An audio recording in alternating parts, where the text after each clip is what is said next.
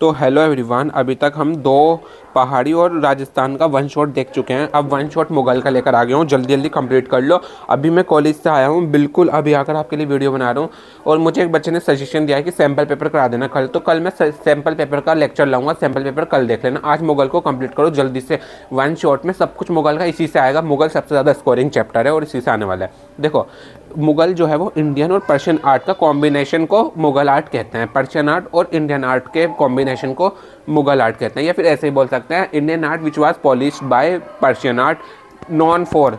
तो आपको लिखना है मुगल आर्ट, ठीक है। Mughal school of art was not a new style of art but itself was the same Indian school of art which was defined and painted by the Persian artist. देखो, जो Rajasthani art था वही Mughal art है, but इसको Persian art यानी कि Persian artist ने अपने तरीके से बनाना शुरू कर दिया। बट ये एक तरीके का इंडियन आर्ट राजस्थानी आर्ट ही था, ठीक है ना। इस तरीके से इसको देख लो। सबसे पहले तैमूर से स्टार्ट हुआ था, तो सबसे पहले मुगल डायनेस्टी तैमूर से स्टार्ट हुआ। पेंटिंग का सफर यहीं से स्टार्ट हुआ था। उनके बेटे बाबर पे आई, तो सॉरी, बाबर उनके बेटे नहीं थे। तैमूर से पेंटिंग गई बाबर पे। Babur founder of Mughal empire थे। बाबर के बेटे थे हुमायूं फादर ऑफ अकबर थे। उनके बेटे थे अकबर सबसे ज़्यादा पेंटिंग अगर पूछी जाए ना किसने कराई थी, तो वो अकबर ने कराई थी। ग्रेट इंटरेस्ट था। और जहांगीर ने जो आर्ट में लव दिखाया था वो काफ़ी ज़्यादा इंटरेस्टिंग था, काफ़ी ज़्यादा इंप्रेसिबल था। और औरंगजेब जो थे वो पेंटिंग के एनिमी थे, उन्होंने पेंटिंग को डिस्कार्ड कर दिया था। उन्होंने पेंटिंग और म्यूजिक करने से लोगों को मना कर दिया था। तो आपको कभी भी मुगल पे ओरिजिनल डेवलपमेंट आएगा ना, तो आप इतना लिख कर आना, फर्स्ट पॉइंट लिख कर आना। देन आपको मैं बताऊंगा क्या लिखना है आपको। देन आप ये एक फ्लो चार्ट सा बना देना, देखो ये वाला। और देन आप ये लिख सकते हो, क्या लिख सकते हो, ये वाला। देखो यहाँ से पढ़ो।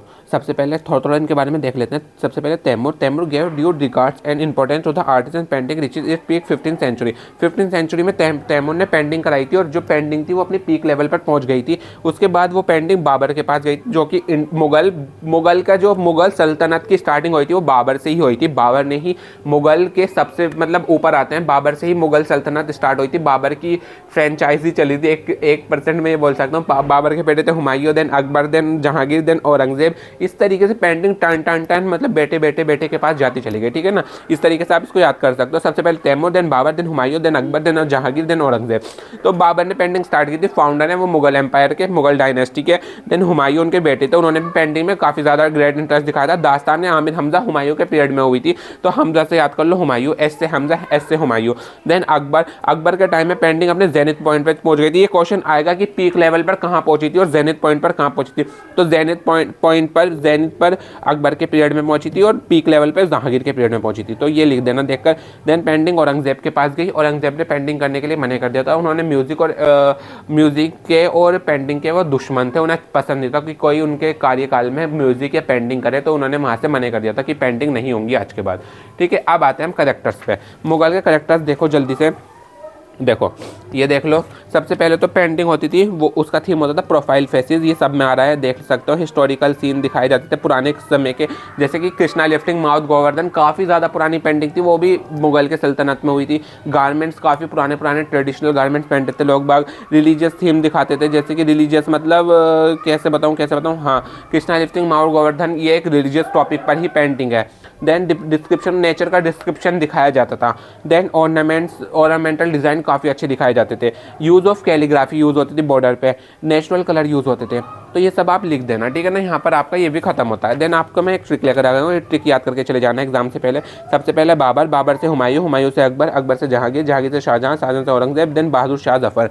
तो देखो ये पीरियड याद करके जाना कौन सा पीरियड किसका है। तो सबसे पहले बाबर से पेंटिंग स्टार्ट हुई थी, देन उनके बेटे आए थे हुमायूं, यहाँ पे काफ़ी सारी पेंटिंग कराई गई थी। देन उनके बेटे आए थे अकबर, यहाँ पे जेनिथ पॉइंट पर पेंटिंग पहुंच गई थी। उनके बेटे आए थे जहांगीर, यहाँ पर पीक लेवल पे पेंटिंग पहुंची।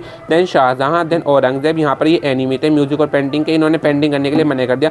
तो ये जो पॉइंट है ना, ये डिक्लाइन पॉइंट है पेंटिंग का, यहाँ से पेंटिंग खत्म होने स्टार्टिंग हो गई थी। देन हमारी फर्स्ट पेंटिंग आती है कृष्णा लिफ्टिंग माउथ गोवर्धन। चलिए पेंटिंग देख लेते हैं। तो मैं सैम्पल पेपर भी कल कराने वाला हूँ, तो जो बच्चों को सैम्पल पेपर देखना है वो भी कल की वीडियो में आ जाना। तो किस तरीके से आपको अटैम्प्ट करना है, कुछ बच्चों की ये भी क्वेरी थी कि हमें क्वेश्चन पेपर अटैम्प्ट करना बताओ, तो वो भी मैं कल वाले लेक्चर में बताने वाला हूँ। तो जल्दी से इसको निपटा लो। देखो ये क्वेश्चन आएगा माउथ गोवर्धन वाला, तो ये मैं आपको दिखा देता हूँ कैसी पेंटिंग है, किस तरीके की पेंटिंग है। चलिए देख लेते हैं। तो ये पेंटिंग है कुछ इस तरीके की। तो चलिए मैं आज थोड़ा डिफरेंट वे में समझाऊँगा। देखो इस तरीके से आपको पेंटिंग को 2 मिनट के लिए देखना है। आपको क्या दिख रहा है इस पेंटिंग में? एक कृष्णा है और एक कृष्णा जो है ना, उन्होंने उनकी ब्लू स्किन है और उन्होंने ना पीताम्बर मतलब येलो कलर के कपड़े, जब कृष्णा पहनते थे ना उनके पीताम्बर बोला जाता, तो उन्होंने येलो कलर के कपड़े पहने हुए हैं।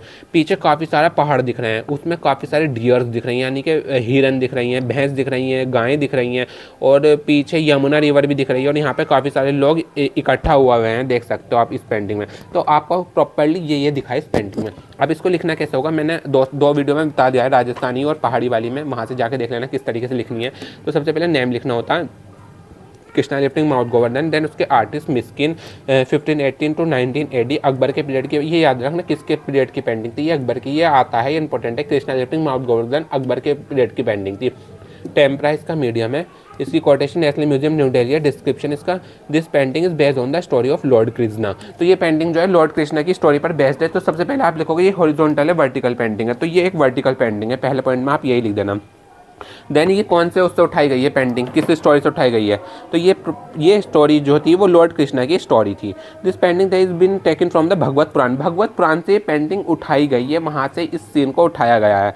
अब देखो third point, in this vertical painting Krishna was shown lifting mouth Govardhan on the little finger. इस पेंटिंग में कृष्णा जो है वो अपने लिटिल फिंगर पे, इस वाली फिंगर पे उन्होंने माउथ गोवर्धन को उठाया हुआ है। आपको मैं दिखा दूँ, देख सकते हैं आप इस वीडियो में, देखो ये उठाया हुआ है उन्होंने अपनी लेफ्ट फिंगर में, लिटिल फिंगर पर माउथ गोवर्धन को उठाया हुआ है। दैट्स इट, ये वाला याद रखना, ठीक है ना। अब देखते हैं नेक्स्ट पॉइंट। अब big multi colour mountain with deer, monkeys, trees, shrubs and grasses has been shown. ये सब दिख रहे हैं माउंटेन के अंदर। एक माउंटेन है, मैंने बताया था ऊपर पहाड़ दिख रहा है, उसमें डियर्स, मंकीज, ट्रीज, श्रब्स मतलब छोटे छोटे पेड़ दिख रहे हैं, ग्रासेस दिख रही हैं। ये सब आप लिखे आना, अपने पॉइंट्स में बना कर लिखे आना, कुछ भी छोड़ने की जरूरत नहीं है। On the top sky is shown in blue colour. Sky जो है ब्लू कलर का दिख रहा है। तो ये 5 पॉइंट मैंने आपको करा दिए, 5 ही करो, उससे ज़्यादा मत करो वरना कंफ्यूजिंग हो जाएगा। तो चलिए देखते हैं नेक्स्ट वाली वीडियो। आप देखते हैं बर्थ ऑफ सलीम। देखो ये वाली पेंटिंग कुछ स्कूलों में कटी हुई है, इसलिए मैं ज़्यादा इंपॉर्टेंस नहीं दूंगा इस पेंटिंग को। तो इसका नेम, आर्टिस्ट वगैरह सब देख लेना। और इस पेंटिंग को 3 पार्ट में डिवाइड किया है। An aerial view of birth chamber, musician play music outside the walls, alms are distributed to beggar. इस पेंटिंग में आप इजी क्या लिखोगे, देखो आप ये लिखना इस पेंटिंग में डिस्क्रिप्शन में, देखो ये तो आपको रटना ही पड़ेगा इतना, ठीक है ना। डिस्क्रिप्शन में आप 3 पार्ट बना देना, first part, second part, third part, ऐसे लिखना ब्लैक पेन से, first part, second part, third part. तो फर्स्ट पार्ट में आप क्या लिखोगे, यहाँ पर आप लिखना कि पहले पार्ट में सलीम का बर्थ हो रहा है, ये अपने वर्ड्स में लिख देना। और जो आप लिख देना बर्थ हो रहा है सलीम का, और काफ़ी सारी लेडीज़ दिख रही हैं यहाँ पे सलीम का बर्थ कराने में हेल्प कर रही हैं। फिर सेकंड पार्ट में आप क्या लिखोगे, ढोल ताशे बज रहे हैं, मतलब वहाँ पर म्यूज़िक बजा रहे हैं, मैं खुशी मना रहे हैं, जश्न का माहौल है भाई। तो वो सेकंड पार्ट में लिखना कि पीपल प्ले विद म्यूजिक, अपने वर्ड्स में लिख देना, कुछ नहीं मार्क्स कटने वाले। मैंने भी ऐसे लिखा था, बहुत गंदी घटिया इंग्लिश हुआ करती थी मेरी भी उस टाइम पे, मुझे मिले हैं मार्क्स भाई, मैं तभी बता रहा हूँ। थर्ड पार्ट में आप लिखना कि बेगर्थ यानी कि गरीबों को खाना बांटा जा रहा है, तो वो अपने वर्ड्स में लिख देना। 3 पार्ट लिखिए ना। वैसे पेंटिंग इंपॉर्टेंट नहीं है, मुझे नहीं लगता ये पेंटिंग आएगी। तो चलिए नेक्स्ट देखते हैं, फेल्कोनोना बर्ड ड्रेस। तो सबसे पहले फेल्कोनोना bird dress most important painting है, मुझे लगता है ये आएगी, कर लो इसे भाई, अभी कर लो, ये बहुत इंपॉर्टेंट पेंटिंग है, 5-6 साल में पता नहीं कितनी बार रिपीट हो चुकी है। तो फेल्कोनोना बर्ड ड्रेस, देखो ये पेंटिंग, इसमें ना ये देखो, ये जो जहांगीर के, ये याद रखना किसके पीरियड की पेंटिंग है बेटा, वरना फंस जाओगे। जहांगीर के पीरियड की पेंटिंग, और इसका पीरियड भी याद करना इंपॉर्टेंट है। 1618 तो 1620, 1620 तक इसका पीरियड था, इसके बीच में पेंटिंग की गई थी। ये टेम्परा था। और महाराजा सवाई मान सिंह म्यूजियम, इसका कॉर्टेसी भी डिफरेंस है, तो इसलिए आपको ये इंपॉर्टेंट हो जाती है पेंटिंग, इसका कॉर्टेसी भी आपको याद करना पड़ेगा। This painting on based on Jahangir love for birds and animal. ये पेंटिंग जो है ये जहांगीर जो थे ना, वो एनिमल्स और बर्ड से काफ़ी सारा प्यार करते थे, तो उन्होंने ये पेंटिंग इसलिए कराई थी। तो याद रखना कि जहांगीर को एनिमल और बर्ड से प्यार था, तो ये पेंटिंग उन्हीं के पीरियड में हुई है, ठीक है ना। द वर्ड जहांगीर पताशा एट टॉप बहरी नियर फैल्कन एंड उत्तम, भाई ये याद करना पड़ेगा। देखो सबसे ऊपर बहरी पताशा लिखा हुआ है, देन यहाँ बहरी लिखा हुआ है, यहाँ पे जहांगीर पताशा लिखा हुआ है टॉप पर, यहाँ पर बहरी लिखा हुआ है, और यहाँ पर उत्तम लिखा हुआ है सबसे नीचे। तो आपको ये 3 वर्ड MCQ में भी आ जाते हैं, 1 वर्ड में भी आ जाते हैं कि वो 3 वर्ड कौन से हैं जो लिखे हुए थे उस वाली पेंटिंग में, फेल्कोनोना बर्ड ड्रेस में। तो ये आपको याद करना पड़ेगा। इस पेंटिंग में एक बर्ड दिख रहा है जिसका नाम है फेल्कॉन, और वो काफ़ी ज़्यादा गुस्से में दिख रहा है, उसकी चोंच बहुत ज़्यादा नोकीली दिख रही है, ऐसा लग रहा है बीक मारेगा तो खून निकाल देगा। तो ये सब आप शार्प बीक ये सब देख लो भाई, हो जाएगा ईजी वे में, ठीक है ना। मैं रिवीजन करा रहा हूँ सिर्फ ये। अब देखेंगे next painting, Kabir and Raidas. देखो ये थी पेंटिंग, तो इसमें कबीर और राईदास दिखाए गए हैं। ये इसके उस्ताद फ़कीरुल्लाह खान इसके जो आर्टिस्ट हैं, और इसका पीरियड भी देख लेना। और ये पेंटिंग जो हुई थी ना, वो हुई थी शाहजहाँ के पीरियड में। इस भाई मैंने लिखा हुआ नहीं, इसमें लिख लेना शाहजहाँ के पीरियड में ये पेंटिंग हुई थी। इंपॉर्टेंट हो जाता है कि किसके पीरियड में ये पेंटिंग हुई थी, तो शाहजहाँ के पीरियड में ये पेंटिंग हुई थी 1640 AD। तो 20 साल पहले 1620 में तो बनी थी फैल्कन ऑन ड्रेस, 20 साल बाद हुई थी ये वाली पेंटिंग। ऐसे याद कर लो, ठीक है ना, ईजी हो जाएगा। This painting belong to era of Dara Shikoh son of Shahjahan वो रिस्पेक्ट ऑल रिलीजन। ये पेंटिंग दाना शिकोई की ईरा की है, वो सब रिस्पेक्ट करते थे, सब धर्म के, कोई भी धर्म हो, हिंदू मुस्लिम कोई भी धर्म हो, सबको रिस्पेक्ट देते थे वो। Both are meditating on the same religion topic, दोनों एक मेडिटेटिंग टॉपिक यानी रिलीजियस टॉपिक पर, मुद्दे पर बात कर रहे हैं। तो ये सब आप अपने वर्ड्स में लिखे आना। ब्राउन कलर का बैकग्राउंड है और ये एक वर्टिकल पेंटिंग, हॉरिजॉन्टल पेंटिंग है सॉरी, इस तरीके से आप लिख कर आ सकते हो। अब देखते हैं लास्ट मुगल की पेंटिंग, मैरिज प्रोकेशन ऑफ दाना शिकोई। तो देखो ये रहा। अब देखो मैंने क्या बताया था, 1620 में कौन सी पेंटिंग हुई थी, फैल्कन ऑन बर्ड्रेस। 1640 20 साल बाद हो गई थी कबीर एंड राईदास। अब देखते हैं 1750, यानी कि 10 साल ऐड करो और 1 साल इसमें बढ़ा दो ईयर में। तो इस तरीके से आप इसको याद कर सकते हो, ठीक है ना। मैरिज प्रोकेशन ऑफ हाजी मदनी की ये पेंटिंग है, एम से मैरिज एम से मदनी, इस तरीके से याद कर लो। अब ये पेंटिंग जो है जहानारा बेगम की है। ये पेंटिंग तब की गई थी, दाना शिकोई फैबुलस मैरिज इंडस्ट्रिंग एट कॉस्ट ऑफ 32 लाख की ये शादी हुई थी, एक दाना शिकोई वाले पीरियड में हुई थी। 32 लाख याद रखना, जिसमें जो उसका हाफ से ज़्यादा प्राइज़ मनी था ना, 32 लाख में हाफ से ज़्यादा प्राइज़ ना जहानारा बेगम ने स्पेंड किया था अपने एल्डर सिस्टर जो थी उनकी, दाना शिकोई की। तो उन्होंने अपने भाई की शादी में इतना ज़्यादा मोटा खर्च किया था पैसा, तो वही ये पेंटिंग दर्शाती है। Dara Shikoh which is riding on a decorated horse. इस पेंटिंग में दाना शिकोई एक हॉर्स पर, डेकोरेटेड हॉर्स पर राइड कर रही हैं, शादी के लिए बारात में जा रही हैं।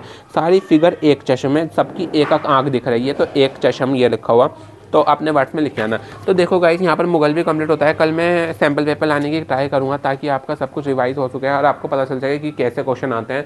तो जब तक के लिए बी प्रिपेयर्ड, मिलते हैं नेक्स्ट वीडियो में। जब तक के लिए टेक केयर, बाय बाय। आराम से क्वेश्चन पेपर देखना, अटैम्प्ट करना, कुछ भी छोड़ के मत आना, अपने वर्ड्स में लिखे आना, चाहे गलती हो, लेकिन अटैम्प्ट करना है, मार्क्स आ जाएंगे। बाय।